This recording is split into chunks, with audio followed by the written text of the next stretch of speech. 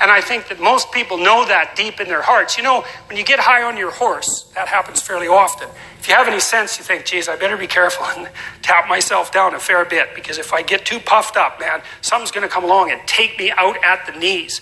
And everyone knows that. Pride comes before a fall. It's like, if you have any, that's why it says in the Old Testament that fear of God is the beginning of wisdom. It's like, I have never, in all my years as a clinical psychologist, and this is something that really does terrify me, I have never seen anyone ever get away with anything at all, even once. You know, there's that old idea that God has a book, you know, and keeps track of everything in heaven.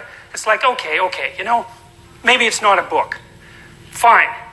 But that is a really useful thing to think about, because, well, and maybe you disagree. Maybe you think people get away with things all the time. I tell you, I've never seen it. What I see instead is that thing happens, right? Someone twists the fabric of reality. And they do it successfully because it doesn't snap back at them that moment. And then like 2 years later, something unravels. And they get walloped and they think, oh my God, that's so unfair. And then we track it. It's like, well, what happened before that? This. Well, then what? This. And then what? This. And then what?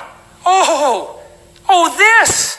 Oh, that's where it went wrong. It's, because you can't twist the fabric of reality without having it snap back. It doesn't work that way, and why would it? Because what are you going to do? Twist the fabric of reality? I don't think so.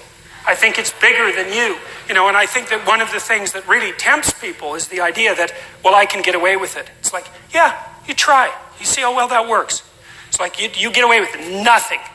And that is the beginning of wisdom. And it's something that deeply terrifies me. And, you know, ever since last September, when I came to more like broader public attention, one of the things, I've been terrified of making a mistake, because I certainly know I'm more than capable of making a mistake. And thank God so far, either I haven't made one or no one's found out about it. So, but it's like, you know, we walk on a very thin and narrow edge. And we're very lucky when things aren't degenerating into chaos around us or rapidly moving to far too much order. And it's not an easy thing to stay on that line.